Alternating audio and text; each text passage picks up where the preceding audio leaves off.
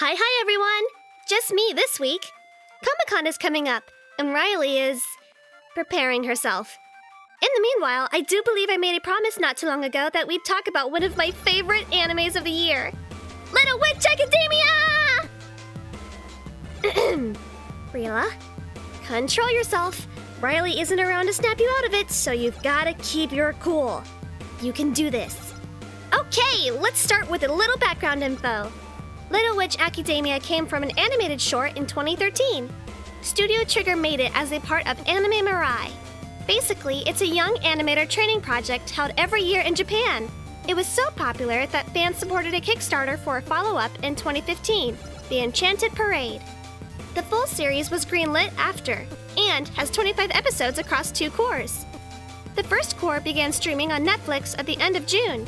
And now, I'm gonna talk about it for you guys! I'll talk about the second half once it's up on Netflix. Hope you're all ready to tune in! I'm Rila, and this is Little Witch Academia.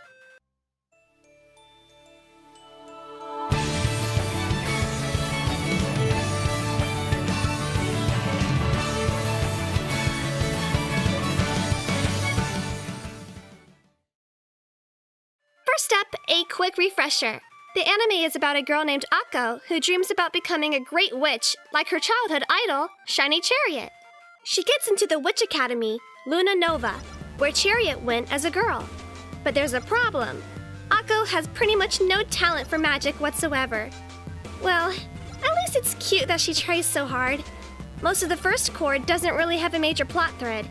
There are inklings of it, but the seeds they plant early on are so small, it's easy to overlook them until they start getting brought up later. The biggest thing is that she finds Chariot's staff on her first day and decides to hold on to it until she can meet Chariot one day and return it to her. But there's way more to that staff than she knows. Other than that, most of the episodes revolve around Akko's misadventures in trying to become a better witch, so she can be like Chariot. Things like learning how to fly a broom, passing a really important test, stuff like that. As the series goes on, they start hinting at a theme of magic versus science and technology.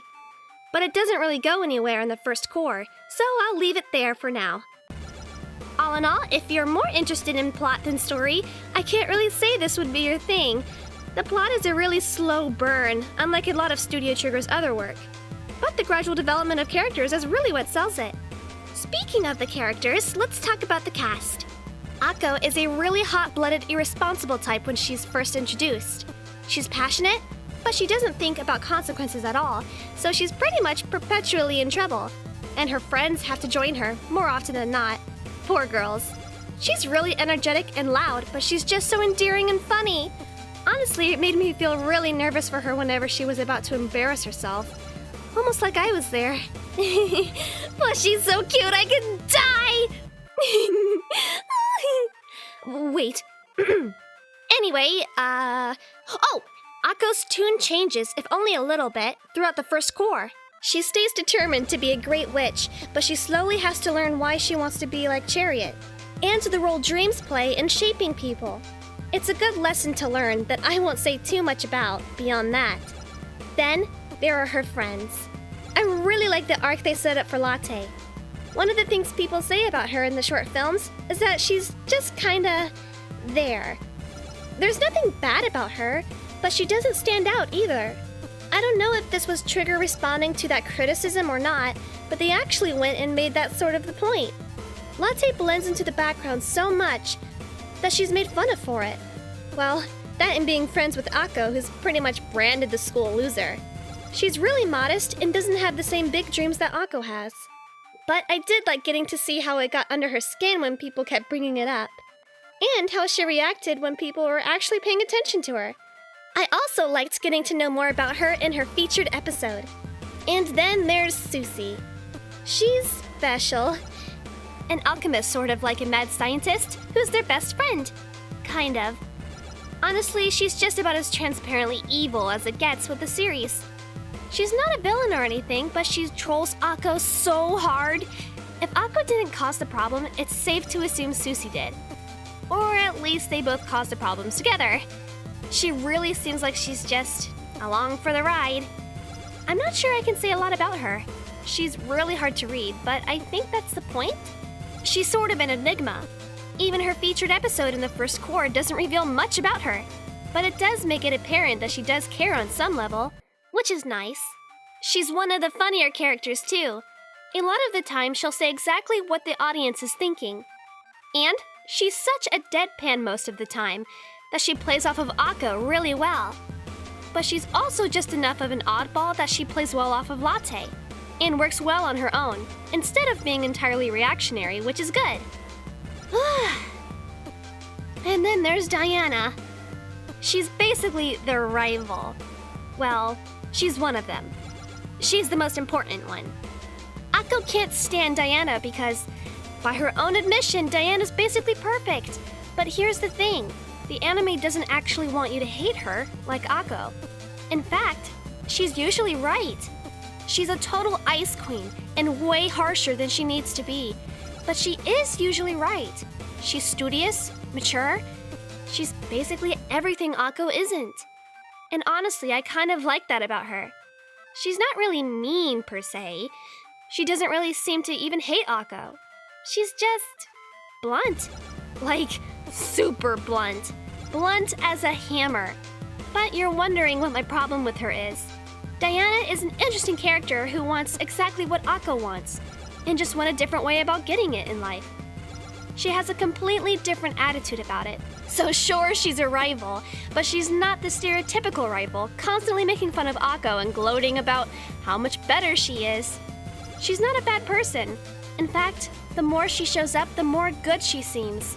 Misguided, but good. So, why in the world does she put up with her little duo of pretty little satellite mean girls? Seriously, they're the bullies. They're totally obnoxious and don't even do anything but mock Akko whenever they're around. And she doesn't even seem to find it amusing. Why in the world is Diana friends with them? She's so much better than that. At the very least, she could shut them up whenever they open their mouths. Come on, man. Like I said, though, Akko does have one other rival, and that would be Amanda. Amanda's more of a friendly rival, though. She's sort of the middle ground between Akko and Diana. She's good at magic, but isn't all that interested in anything but having fun. So she doesn't try all that hard. She also has a little group of friends, but there's not much to them. I like seeing Akko and Amanda in the same room together. They play off of each other really well. They'll be getting along one moment, and at each other's throats the next. Sounds really familiar for some reason. Then there's a character named Andrew who's only seen a couple of times, but he's set up to be pretty important. And he has some sort of connection to Diana, which is pretty interesting. He's also tied to the whole magic versus science thing, at least in his attitude. He's very anti-magic when you first see him, and he's a little bit of a jerk at first. But as with pretty much every character in this series, he's not as shallow as he might seem at first. There is one other major character, Akko's counselor, Professor Ursula. But she's a walking spoiler, with all the subtlety of a tank. So I'll just say I like her, and the route they're taking with her is pretty interesting. And then there's the animation. It's Studio Trigger, so do I really have to say that the animation is amazing at this point? Because it is. Studio Trigger pretty much always makes some of the most exciting action scenes, colorful worlds, and expressive characters in anime. Little Witch Academia is no exception. It's absolutely beautiful. But if I'm gonna point out anything in particular, then I'd have to say the animation for the closing is super satisfying to watch. It's just really, really pretty, and always gets me to sit through the credits. Oh, I also really like the character designs. I like the way they kind of fuse stereotypical witch aesthetics with school uniforms. And the creature designs and magic effects are amazing. I wish I could come up with stuff like that. I like the overall theme of the series. It's a series about dreams and aspirations and how different people think of them in different ways. And about how to realize them. And I like how all the characters tie into the theme. Akko's the easy one, but there's also a lot about where dreams cross with responsibility. There's stuff about people who don't have to define dreams like Akko. There are people whose dreams aren't as big as the list goes on. Every character's perspective on the subject is different, and I really liked getting to see all those different angles. So the first cour of Little Witch Academia is a breezy watch that's setting up for some much bigger things to come.